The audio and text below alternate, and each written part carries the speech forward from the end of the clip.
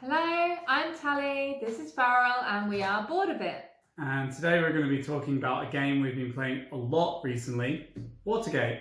It's a terrific small box, card-driven, two-player game based on the Watergate scandal.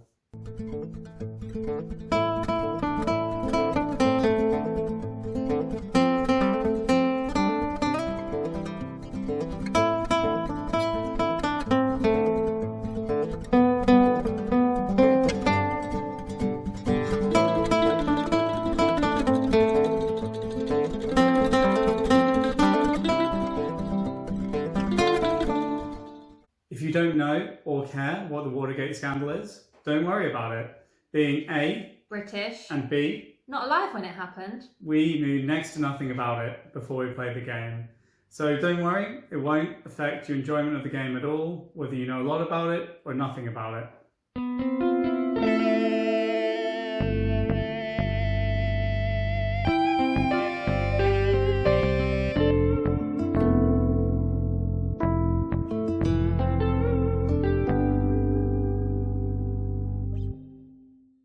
As a brief explanation, one player will take the role of the Nixon administration, trying to cover up the scandal and win re-election, and the other player takes the role of the newspaper editor, trying to bring the scandal to light. Essentially moment to moment, the game is a viciously strategic tug of war in which you're fighting over three tokens.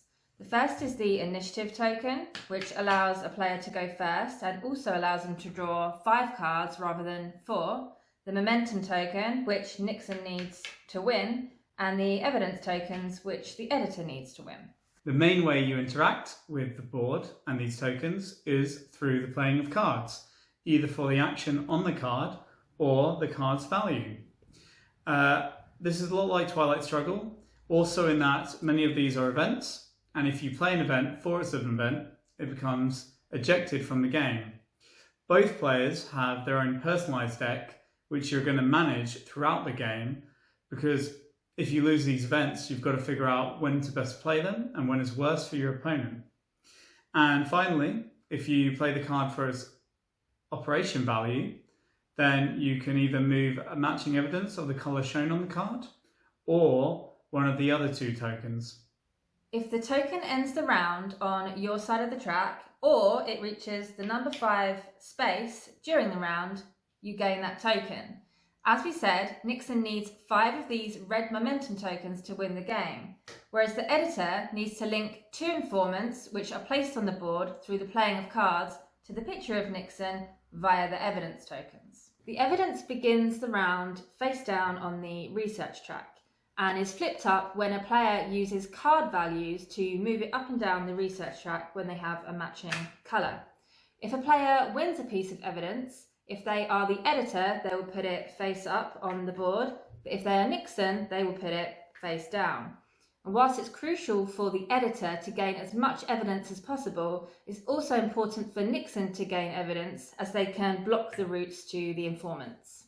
And that's pretty much all you need to know how to play. All of the complexity and strategy in this game comes from the text on the cards, making it a game you can teach in minutes.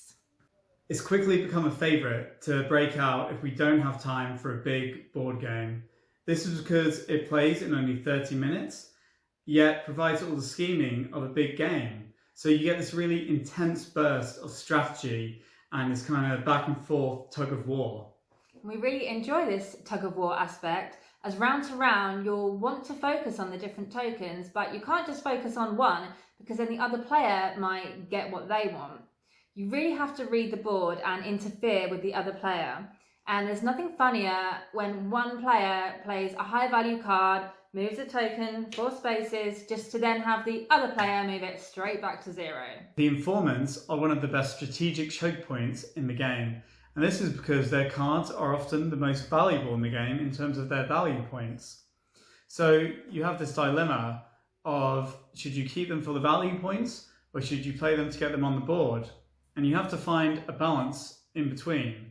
Because say, for example, if Tally spends her first 2 rounds getting all of these informants on the board, then she no longer has access to these cards because they're out of the game.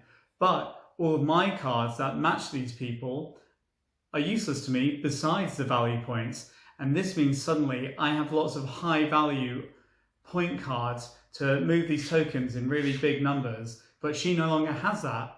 And alternatively, if Tally waited too long, I could flip all of her informants and get them on my side, so then she can't connect evidence to them anymore. So this game is also incredibly well balanced. We've found that over all the games we've played, including with new players, every game has gone down to the wire with only one token or one turn being the difference between someone winning and losing.